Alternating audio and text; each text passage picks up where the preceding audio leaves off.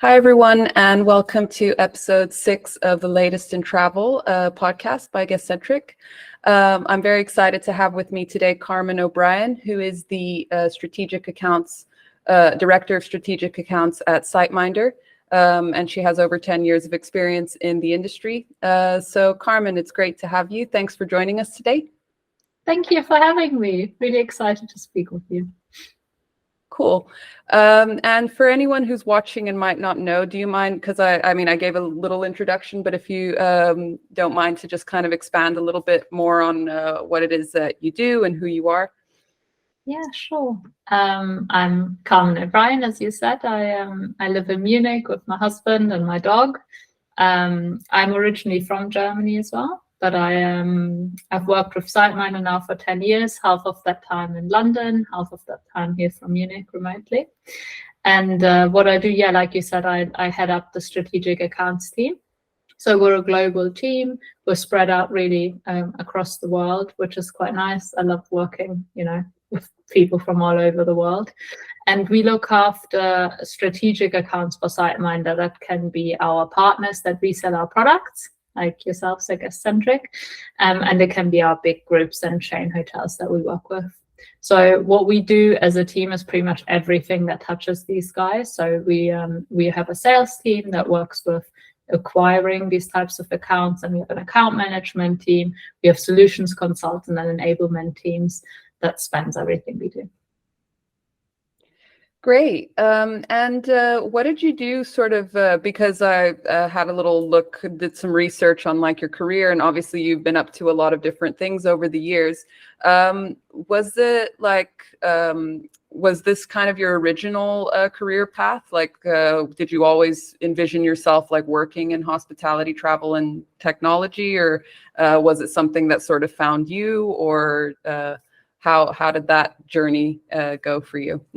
Yeah, I've dreamt of SiteMinder when I was a little child.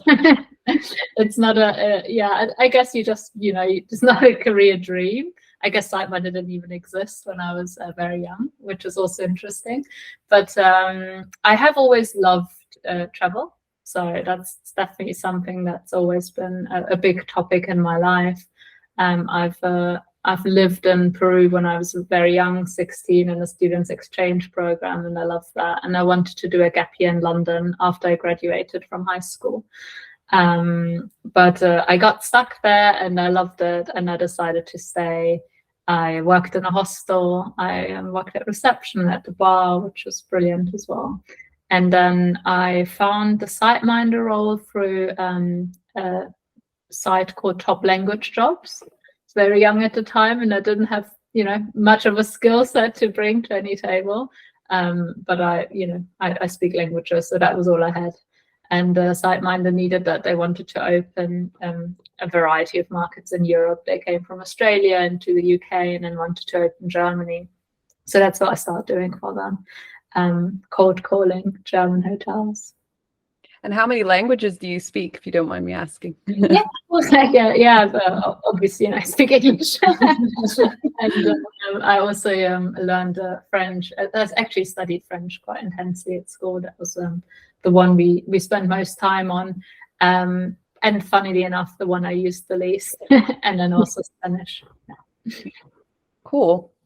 That's very interesting. And prior to our call, sort of going into, because you did express like an interest before in like psychology and human behavior, how, like in your experience of like traveling around and in sort of the different settings that you've worked at, how do you think that sort of interest has transmitted into your career and like with the relationships that you've built over the years and the people that you've met?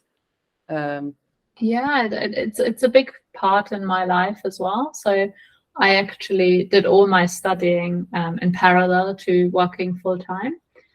It wasn't my initial plan, but when I came to London and the pint cost £5, I knew that I needed a job to support myself through university. So I actually did an open university degree in psychology. And it was just always a huge interest of mine. So I knew that was what I would want to study. And throughout my course and working full-time at parallel, I could definitely see how applicable it is to the world of business, you know, to how we work with our customers, how we work as a team. So that just was incredibly fascinating to me. And if we think about human behavior and, you know, what motivates a person to do a thing, that is just so important for all of us in daily life, but especially also in business. And how do we get a team to do the things we know are good for them? And I'm so sorry now, I forgot what you initially asked me.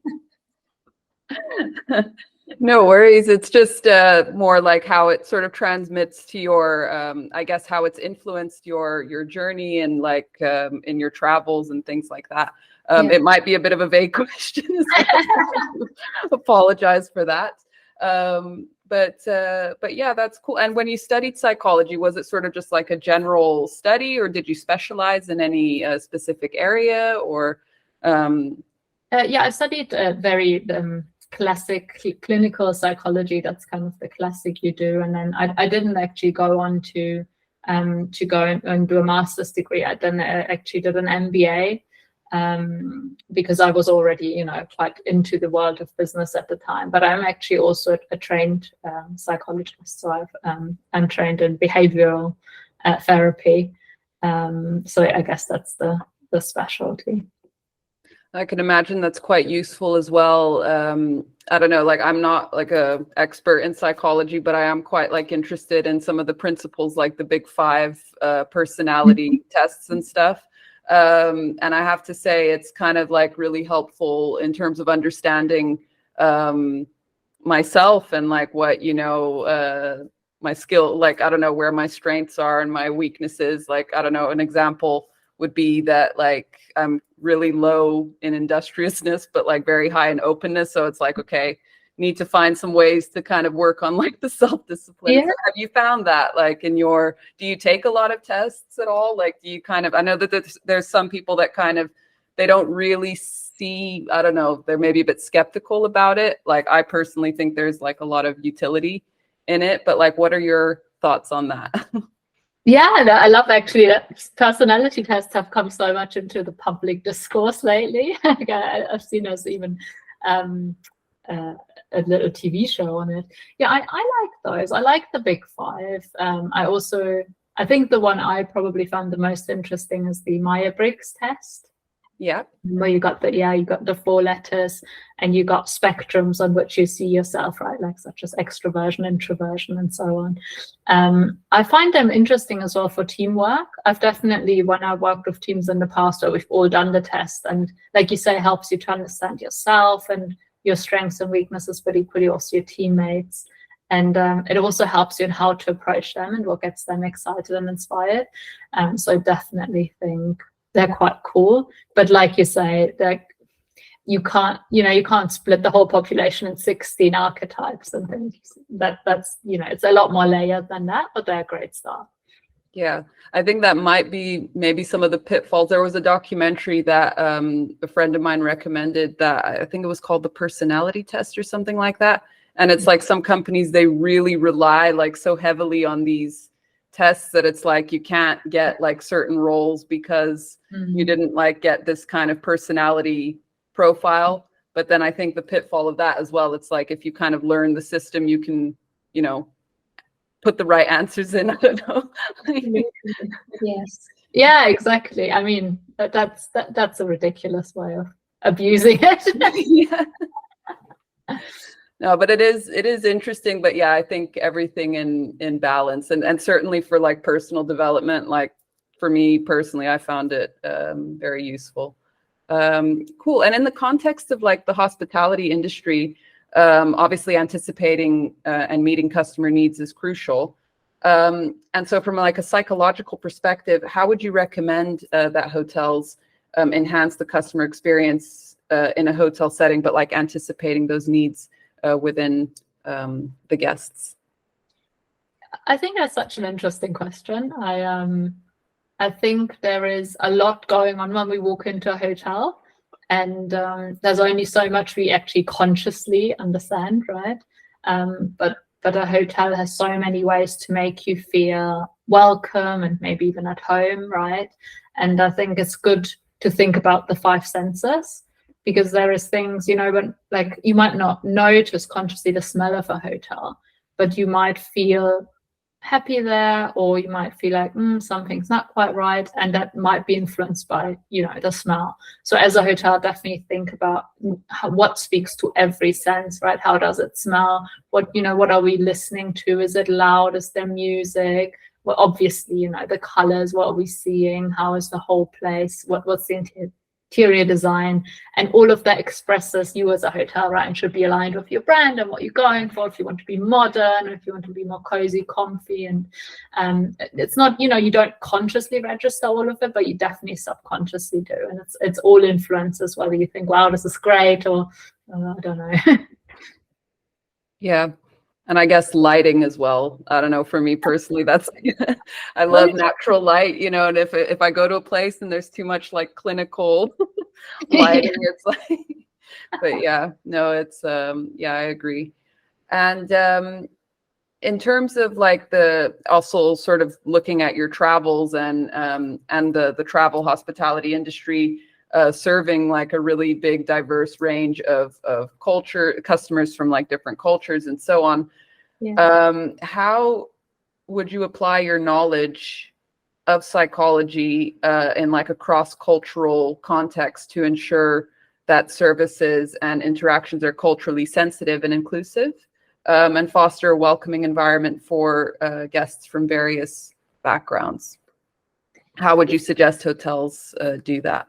Yeah, also really cool question. And thinking about that, there is a few ways you can approach it, but I think the best and easiest thing to do is train the staff to be really inquisitive and curious, and obviously, you know, polite, but everyone is. But if you can feel you are doing what you're usually doing, you're being friendly, you're gesticulating like you are, and it doesn't land with the other person, to very curiously, politely inquire, right? Like, is this the experience you were looking for? Do you feel like we're treating you, you know, in the most friendly way we can?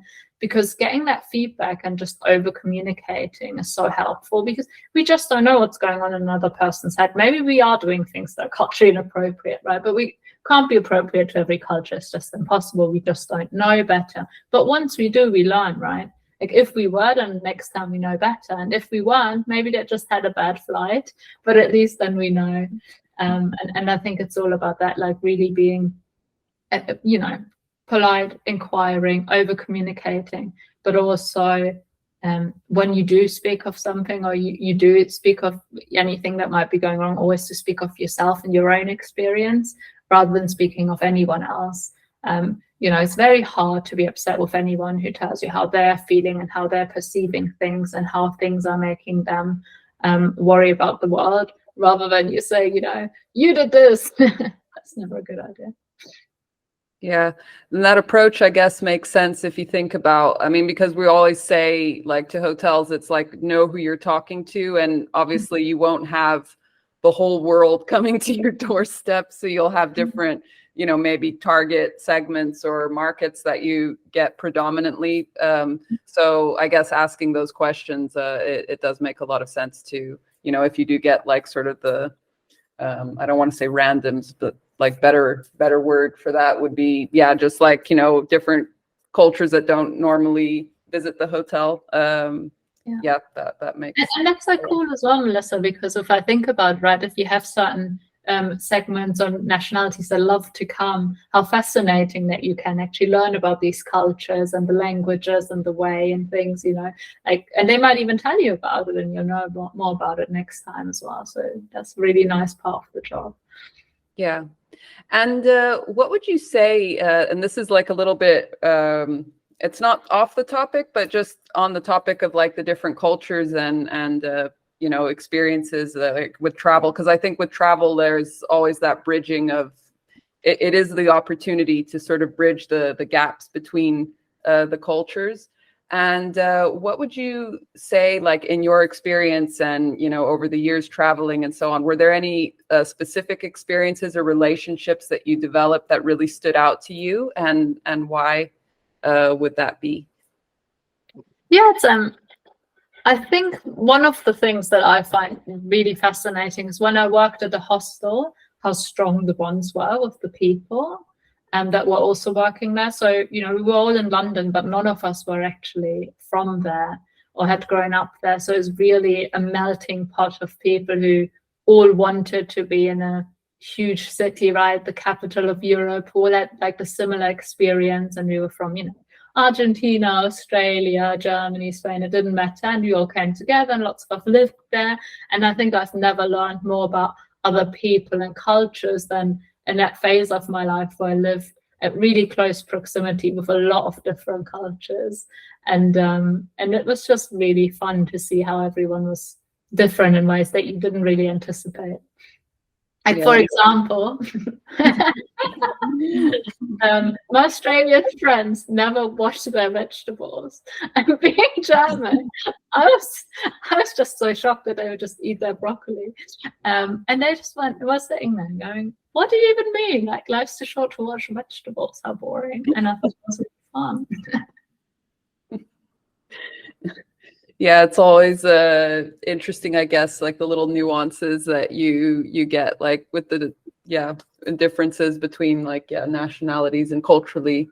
It is very interesting, and like what would be considered very polite in one country is like considered very rude in another. So yeah, it's always I think one thing actually that was quite funny is like normally when I go to a restaurant, for me, it's like good practice to tip a little bit. And when I went to Japan, I did that. And like the waiter just, you know, his eyeballs were like this, you know, like how, you know, and then afterwards, my friend who is she lived there most of her life. She was like, that is just absolutely not done. It's like considered an insult, like you do not tip at all. So like, noted. I'll never tip again. But yeah, no, it's interesting. No, I didn't know that. So yeah, it's if you're ever there, it's good to know. Cool. So moving on a little bit, another thing that you're quite passionate about that we, when we spoke previously, that you mentioned was like leadership and the motivation of teams. So in sort of our industry that's like evolving rapidly with obviously the advancements and integrations of new technologies, how do you approach like leading a team through these technological transitions? And ensure that both the employees and the customers adapt smoothly while maintaining the high level of service?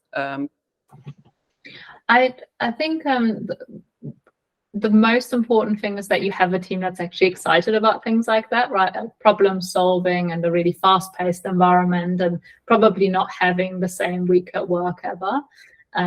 So just making sure that people actually feel quite natural and happy in those environments, and it doesn't stress them out. You know, we're all different. So thankfully, I'm blessed with a team who is very good at this and very used to it.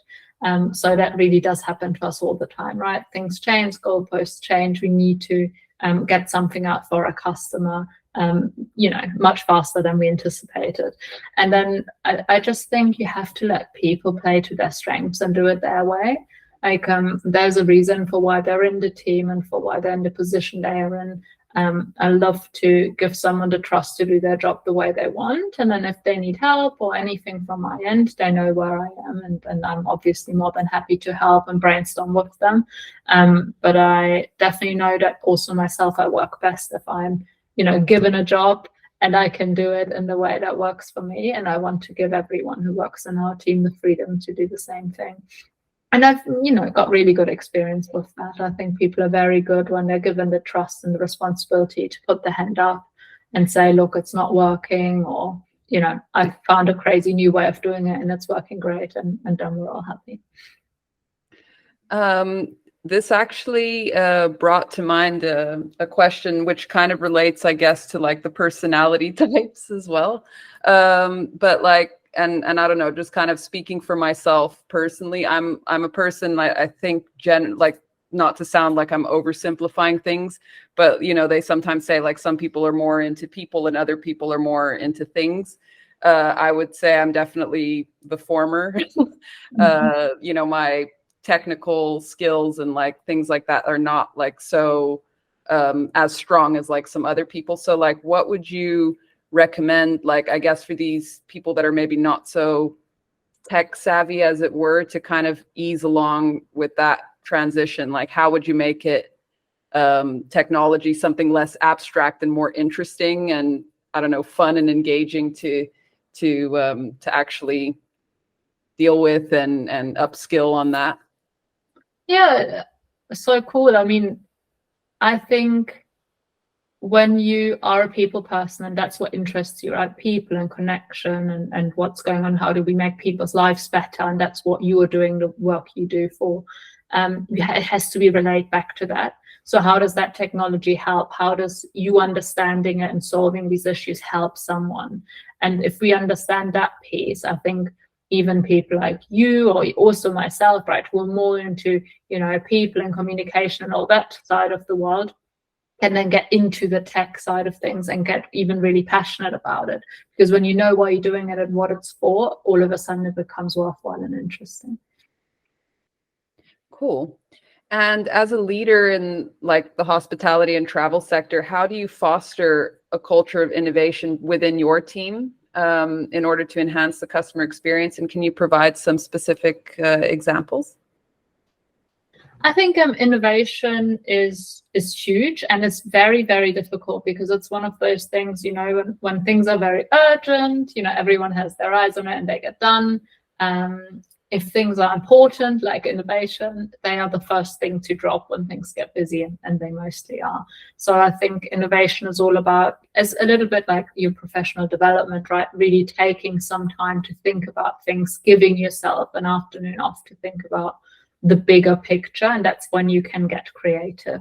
The other thing that really is important in innovation is problems, right? Because if we don't have problems, we don't need to be innovative about solving them. And on the plus side, there's always problems. So I think just giving people the space to be creative about how they solve for something. An example, when we recently had a big customer that wanted to be rolled out on our platform very quickly, but they had very bad resource constraints. It was really, just not a lot of people, like a lot of hotel chains right now, just, staff shortages, and the people who were there had other things to do. So how do we roll out someone with time pressure and they don't have the resource? And, we got creative and we thought about it and we spoke to each other about it, and we got a team involved in Manila that does a lot of data entry for us. And we had to get creative around how do we make sure that the customer signs off on the data that's in there but doesn't have to directly input it. And we found a few workarounds, but it is really about giving yourself the space to think of things that you don't usually do. And that kind of thinking just, I think, needs space and needs bouncing off of each other a little bit. And you need to have the trust that, no matter what I come up with, it's given some thought and it's taken seriously, and we don't just have to work within the constraints of very tight boundaries. Yeah, that makes sense. And something also that I thought of just as you were saying this now as well, how you get, and again, it's also a bit of like personalities and going into that realm again.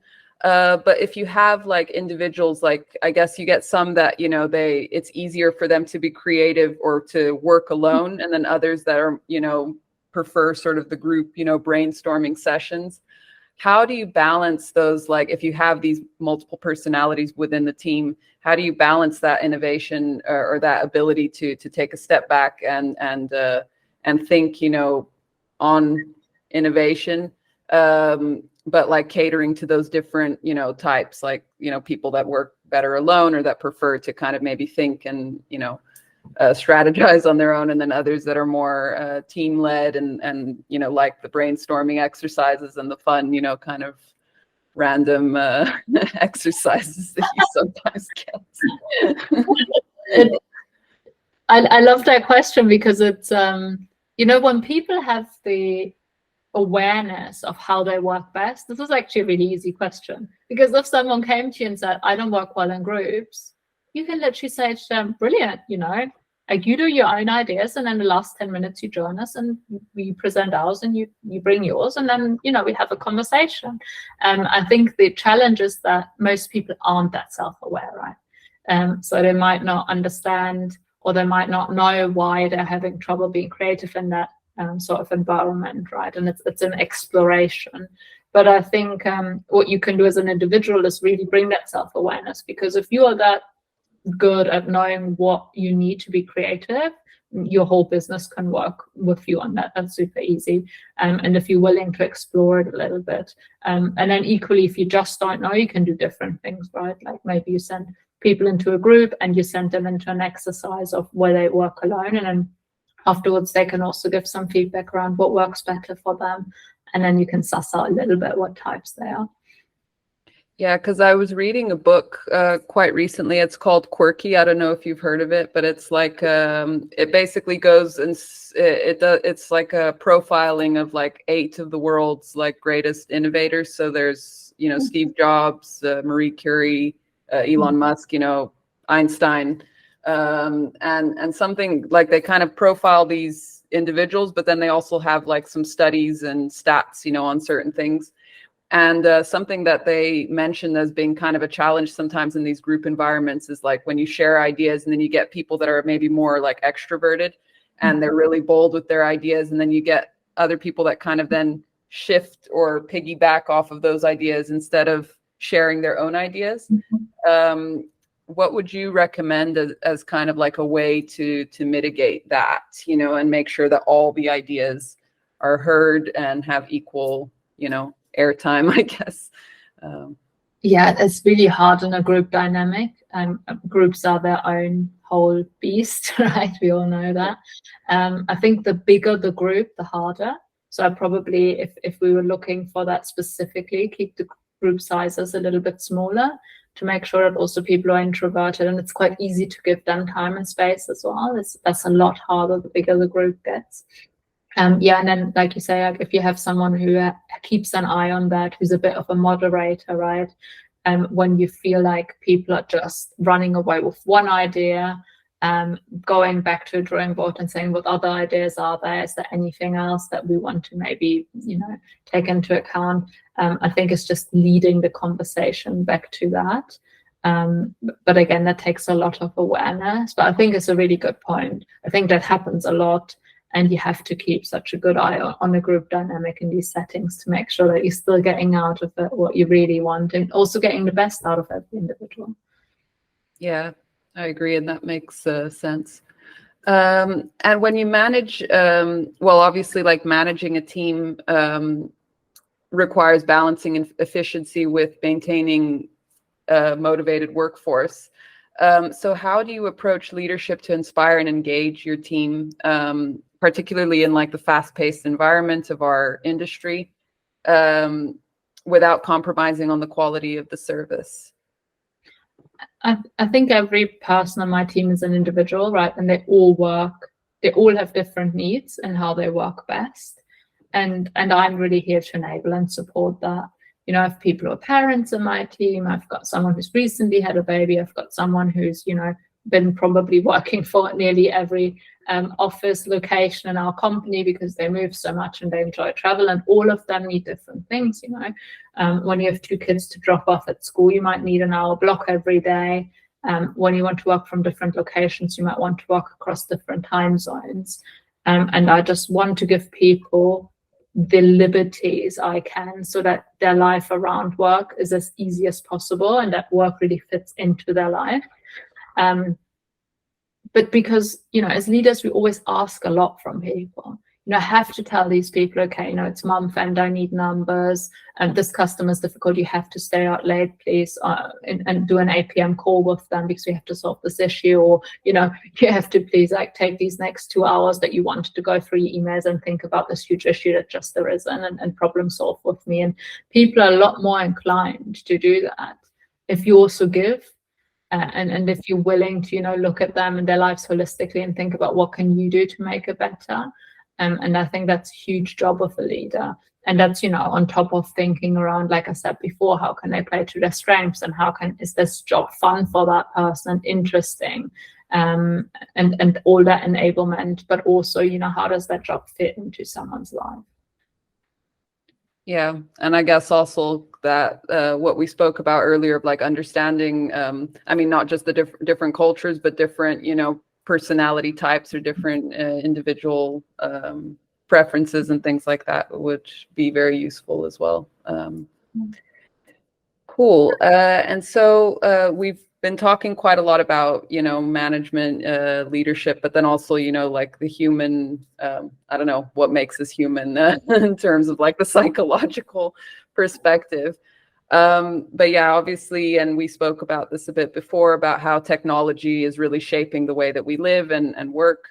And so kind of going into the hot topic of AI and obviously, generative AI and then, the chat GPT explosion and all of that. I guess like how it's kind of impacting the travel and hospitality industries and the way that the transformation and how like these companies within our industry interact with customers. How do you foresee the continued evolution of AI shaping the customer experience? And what strategies would you suggest hotels and the wider industry employ to maintain a balance between automation, but then also having that human touch that is so characteristic of our industry? Yeah, and AI is hugely disruptive, right? And I think we've only ever seen a very small percentage of that play out so far. So there's a lot to come. Having said that, I mean, my flight got rebooked last week, and I was on the phone with an AI, and I nearly threw it out of the window. So, still got a way to go. But I think it's a little bit of what you said is maybe already in the question. If we manage to get AI to smooth out processes that are annoying, right? Like if I walk into a hotel and person can't find my booking, or it's like typing into a computer for 5 minutes and I have to wait for my check-in. Like if that process is done with AI and I can actually speak to the person and connect with them, and they, tell me about their favorite restaurants and what I should do in the city, then I've got the best of both worlds, right? Because tech takes care of the process and the human being offers me what I remember in my trip. And like you say, in hospitality, it is so important to have that human touch. We have hotels that are fully automated that exists. Not everyone loves that. Yeah.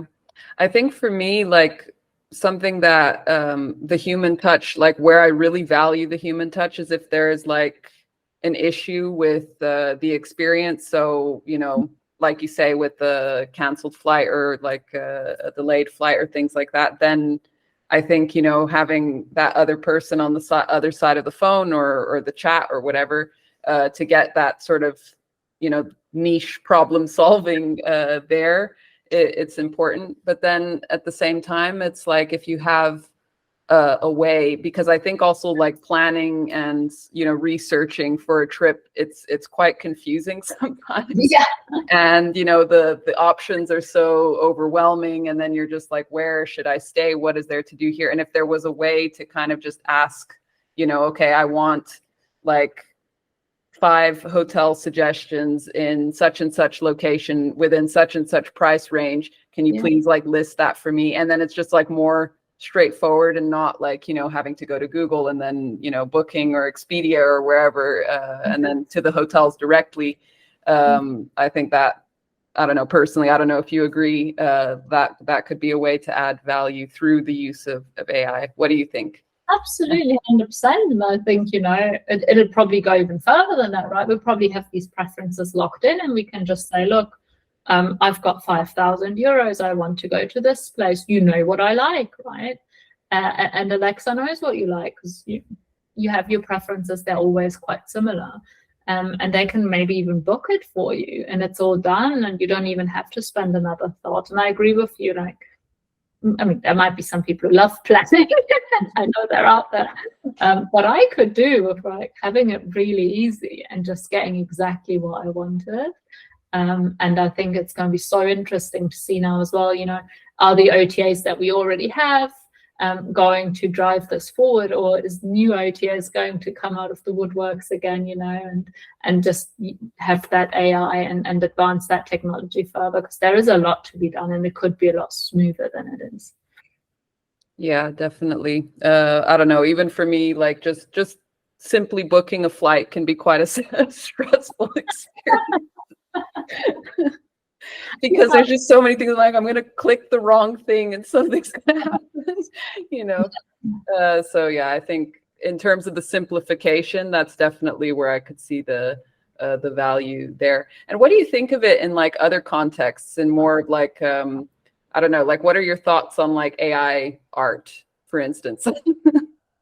Yeah, I saw a funny one the other day where it said, we thought, you know, AI was going to do like the annoying things like, you know, clean our floor, but it turns out it actually takes everything that's fun, like compose songs and draw pictures, which is it's quite a weird thought, I think, for all of us, to think that AI is doing better at things that we think of as innately human, like those creative processes, right?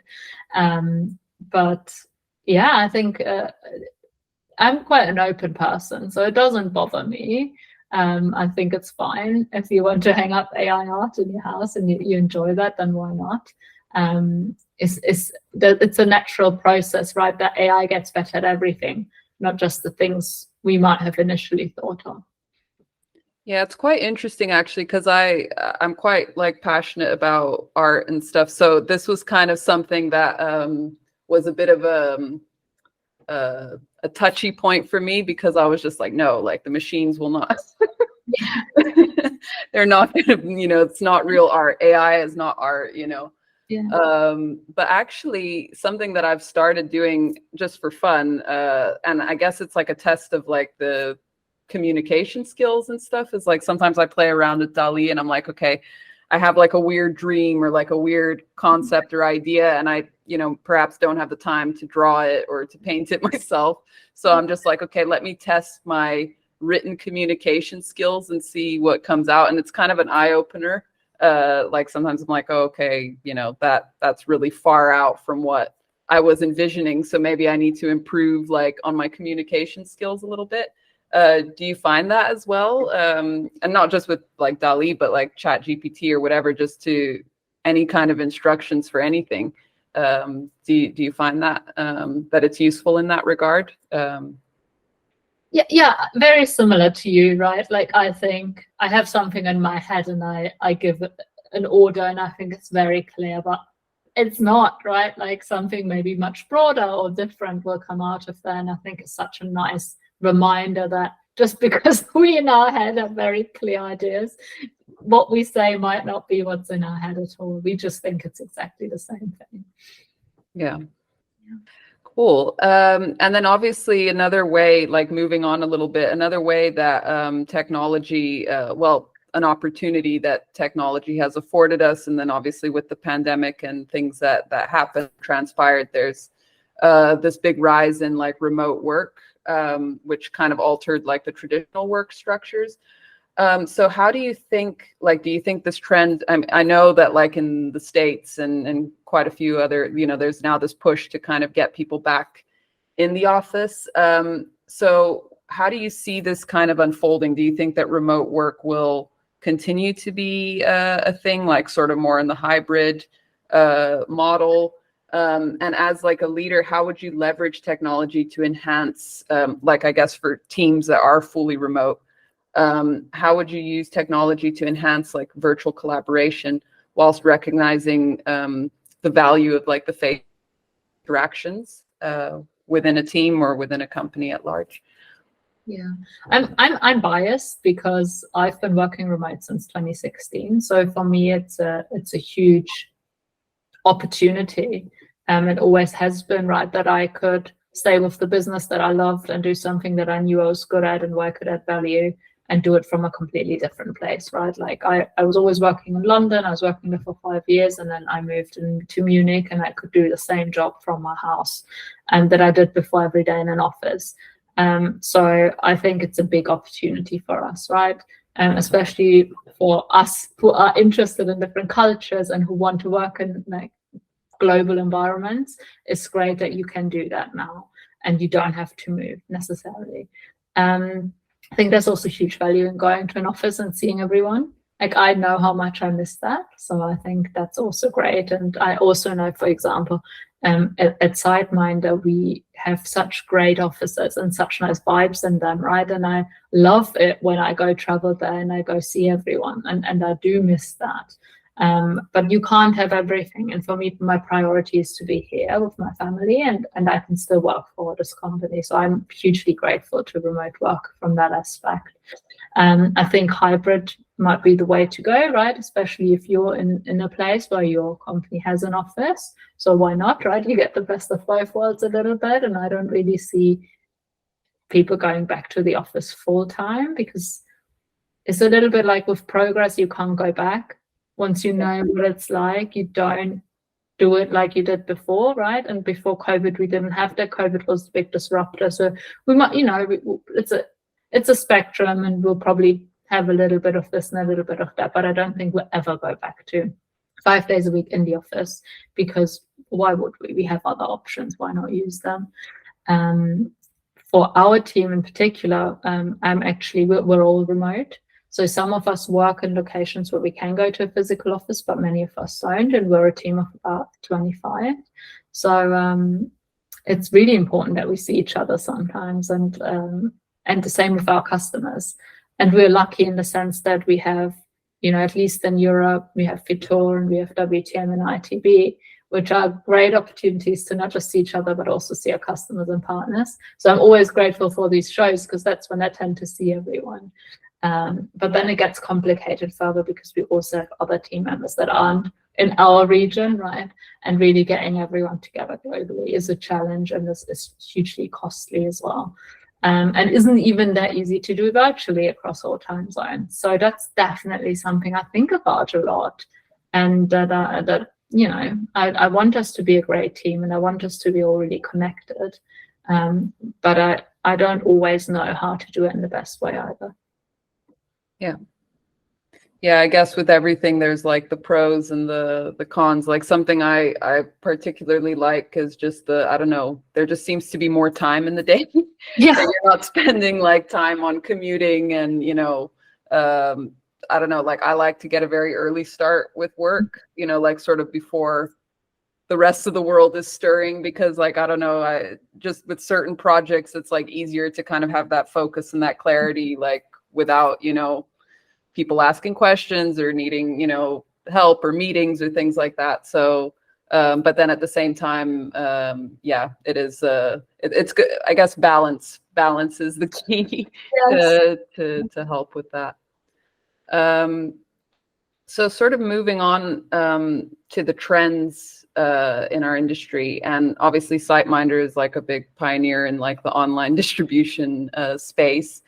So as the world of online travel continues to evolve, do you foresee any new like distribution channels on the horizon, like in 2024 and beyond? And if so, what are they and why?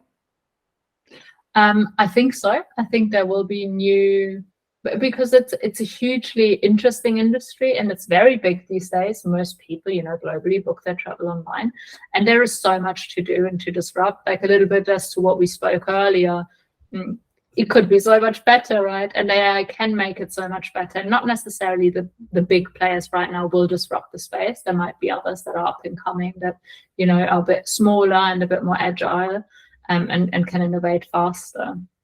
I think it'll be driven by AI and who can make it the smoothest and who can make it the easiest for a customer to book. And it's like you say, booking a flight stresses. Yeah, imagine you could just give it to an OTA who does everything for you, and you literally just have to say, these are my dates, this is my budget, this is what I like, and there you have the perfect holiday. So I think we're definitely going in that direction. And the other thing I think that we also haven't quite gotten with the landscape we have today in OTAs is, getting travelers from different nations. We try to do the best as we can. There's lots of OTAs and lots of different markets, but I think it can get even better and more specialized. And with AI, I think we'll have more, and we'll have really clever OTAs coming up. Cool. And as the new online distribution channels continue to evolve, with the guest experience, taking that into consideration, how do you envision leveraging emerging platforms in 2024 to not only drive bookings, but also enhance guest engagement throughout the entire customer journey? Yes, like you say, right? At SiteMinder, that's our bread and butter, online distribution. And we have a great platform where you can plug in your OTAs and manage your guest experience and make sure that everyone has very similar content and pricing information and so on and so forth. I think if you think about the whole guest experience journey, it's really important to put yourself in the shoes of the guest. Look at your own hotel, and go through the whole process that a customer would go through, and are they actually seeing what you want them to see? Are they seeing all the information, all the pictures? What reviews are they seeing? Did you answer to them? There's this whole experience your guest has before they arrive in your hotel online, right? And of course, as hotels, everyone's thinking about it, but the thought process is probably very much around, tech stacks and which OTAs do I work with, and how do I meet my account manager to, get the most out of the corporation. And maybe we have to go back to, what does the customer see, and really, putting ourselves in their shoes and really going for each step the customer goes through. Because sometimes that's surprising, right? And you think you did it well, but it's not uploaded or it's not displayed in the way you thought it might be. And that's, I think, always the best way to approach it, just doing exactly the same thing and making sure that that's what you want it to be. And I think sort of building on that question a little bit, and sort of also looking at, what we spoke about earlier in terms of technology, just really getting more and more sophisticated and advanced. What would you suggest, how, if you're let's say, independent hotels, for instance, that don't have, maybe as many resources and stuff as the big chains and the OTAs and stuff, how can they sort of what would be one or two pieces of practical advice that you would have for them to kind of be on that technology revolution and personalize or speak to their guests properly, make that experience seamless? What would be in practical terms, one or two things that hotels should do to get started on that? Yeah, I would probably, one of the things I do if I had a hotel is I'd really look at my tech stack and I'd review if I understand everything I have in detail and if all of my staff know how to manage it properly, right? Because you can often get free retraining with all of these tech companies because they also want you to get the most out of what you have. But you might not even know what you have in the hotel and if you're using it to the best of its abilities. With technology, it always has great potential, but it's always limited by the user, right? So really making sure that you, as well as your management and your staff, are really 100% confident in what you're using and how you're using it, and that you're using it to the best of its capabilities. That's, I think, is huge. And then when people are in the hotel, I would really make sure that you spend the time with them. I think customers just love it when you really care. And your staff probably are in the hospitality industry because they want to do their job, right? And they enjoy that as well. So also giving them that time and the room to really take care of the customers. And how would you say are some ways that technology can be used to enhance the human experience at hotels rather than replace it? Because obviously, I mean, with automation and things like that, we want to make the processes more efficient, but then we also don't want to go overboard, that it's the human touch is gone. So how would you suggest that hotels sort of strike that balance? Yeah, I think that's so true. And for like we said before, right, there are hotels that are completely just technology, right? You don't even see a person, everything's just done for you. I don't love that, but it's you could do it like that. And to even think about, this is the most extreme version of everything is now tech, to, how many people do I want there? Again, putting yourself in the customer's shoes, like what is nice if it's taken care of by technology, and what is nice if it's done by a human, and I can interact with someone and I can really have a conversation, that connection with someone, and also striking that balance. And it's not going to be the same for every hotel, right? Like in a 5-star hotel, there might be a lot more people doing a lot more things, whereas, there might be some really, advanced, futuristic type of hotels that kind of want to dial it down a little bit and want to do most things through the tech lens. So really thinking about what is even your identity as a hotel, and where do you see this going, and how do you want to incorporate it as part of your brand? Like specific examples or any experiences that you've had of like companies, whether they be hotels or other like travel related companies, that have managed to do this really well, like sort of balancing it out, the human touch with like the technological efficiency, I guess. Actually, well, I went to a hotel in Ireland at the start of the year, and they had these check-in, just machines. But they had people running around it, right? And I thought that was quite a sweet balance, because they would see like, oh, if you got trouble doing it. And then for people who were queuing at the check-in, they would, go out and have conversations or give out little, free drink vouchers for the bar and things like that. So I thought that was quite a nice way of doing it, because if you want to embrace technology, that's great. But it's even nicer if you still feel like, oh, the hotel still really cares for you, right? They're just trying this new thing out. And that's how they sold it, right? They were like, oh, this is new, we're trying it out, but we want to make sure we're still looking after you really well. So I thought they struck that very nicely. Yeah. And this is like a bit of a random question, but like I was talking with someone a while back, and like this notion of, well, not notion, but like the QR codes, to like pay for like your meal and stuff like that. And some people, they're like, oh, that's like brilliant, because you don't have to wait, for ages for like the waiters to come back and so on. What are your, this is like a really random question, but what are your thoughts on that? Like, do you prefer the QR code system, or do you prefer like the interaction with the servers? Like how, what are your thoughts on that? Yeah, it's a really great question. I think really depends on the brand. Like if I go into a nice restaurant, I want to speak to someone, right? And I might want to speak to them about, do you recommend a wine, or what should I eat, or, how's it going? And I would hate to miss that. Whereas if I'm at the airport, I love a QR code, because it's great, like you don't have to really think about it. You might be under time pressure. It's just not the environment where you might feel like making a connection, having an experience. It's all very results driven. So it really depends again on where you are at and what you want to stand for and what your brand is all about. Cool. And sort of moving along a little bit to one of like the big trends, obviously sustainability being quite important at the moment. Like in what ways do you think that like technology is helping to sort of enhance sustainability, and what should, I guess, companies continue to do going forward in using, like leveraging technology to sort of promote sustainability, but also mitigate, any other impacts, that might not contribute to sustainable, the sustainability of destinations or of companies, or, of travel as a whole?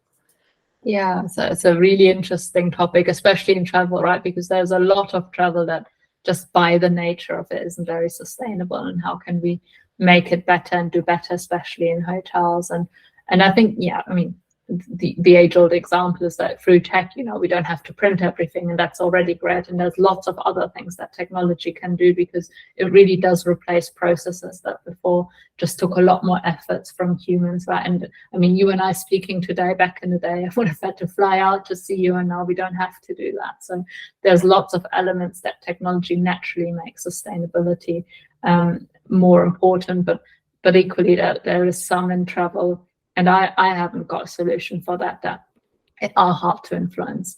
and travel by nature is not sustainable unless you really have a very thoughtful process behind it, right? Like even like, how do you get to your destination? Is there a train route, or do you have to fly? That's already, and that's why I think, you know, the sustainability movement in travel is great, but equally, how much of it is influenceable by a hotel or one company, and how much of it is just the wider structure that is we're a little bit on the mercy of the governments, right? And yeah, I suppose it's a matter of like all the different stakeholders. Like there has to be I guess, a collaborative effort between the companies, the governments, and the consumers as well. Because, I mean, I know there's a lot of surveys and studies that come out, you know, that like consumers want to travel sustainably, but then at the same time, you know, hear all kinds of stories about, you know, beautiful destinations being kind of trashed or not, you know, respected very, very much. So it's kind of like, okay, how do we, it's, I think also sometimes it's quite it can be seen as a bit of an abstract concept. So like, I guess maybe it's a matter of breaking it down into practical terms and like starting small and then scaling from there. Yeah. And it's so difficult, right? Because a lot of it can be perceived as greenwashing as well. True. To an extent, of course, sometimes it might be. So it's just so layered as a topic. I think as an individual business and an individual hotel, very hard to make a big impact on it. But obviously we can all do our little bit, right? Yeah. Cool. And so we're actually sort of coming to the end of our time. But just before we go, and obviously, you know, we're coming to the end of the year and we're looking forward to the new year. So in your perspective, like what are you most looking forward to in 2024 and why? I really look forward to taking a road trip around Scotland. Oh, nice. Definitely on my list, maybe for springtime. And I look forward to ITB this year as well, because, or next year. I haven't been this year, and it was the first big one after the pandemic. So it'd be really nice to see everyone there. Yeah, I know I didn't go to this one, but some members of our team went, and yeah, it looked like a lot of fun. A lot of good energy and lots of people. And yeah, so maybe, I don't know, this year or next year I'll try and go as well. Maybe we meet in person, who knows? Exactly. You definitely come to our stand. I'm sure we'll do a happy hour. Cool. Yeah. It's the deal. All right. Melissa, what are you looking forward to next year? Oof. Well, I have. I'm actually trying to plan like a big trip to sort of Latin America, but like it was actually supposed to go ahead in March. But this is the thing. I like people, but I'm an introverted person. So like when it comes to group travel, it becomes a bit of a nightmare for me. So we were originally going to go as a group. We were going to go in March, but then some people can't make it now in March. So that's been pushed back now. But like I'm kind of still envisioning it for like maybe towards the end of next year, like around this time next year. And yeah, I just want to go to a jungle somewhere and go on some adventures. And I would love to also skydive because I've never done that before. So those are my two things. Very cool. Have you done it before, skydiving? I have, yeah. It's something that petrifies me. Like I am really scared of heights, but I'm also like kind of defiant. So I like to kind of overcome my fears. So it's good in the sense that when you're in the plane, you don't have to jump. The person that you know just connected with jumps, and that's a good thing, because if they had waited for me to jump, it would not have happened. We'd still be there. Yeah. And have you bungee jumped as well, or just? I've just I've done skydiving a couple of times. Once here locally. I think I got it for my 18th birthday. Oh, and nice. When we went to Australia, I did it around the big Uluru Ayers Rock. So Oh, nice. That was really special. Yeah. Yeah, that sounds cool. yeah, I have to say bungee jumping, it's kind of daunting for me because yeah, you have to do the jump yourself, but then I also just see how like when the cord goes back up and just the way it, I don't know. I'm like, I sound really old, but it feels like it would do a number on my bones. No, straps and it must cut into your skin. No thanks. No, you do skydiving. That's nice. It's really nice views, obviously. So. Cool. Well, yeah, I'll let you, if I manage to do it, like hopefully sort of in the beginning first months of next year, that's kind of the plan. So yeah, if I do it, I'll let you know. I'll give you my feedback. If I don't have a heart attack mid-flight.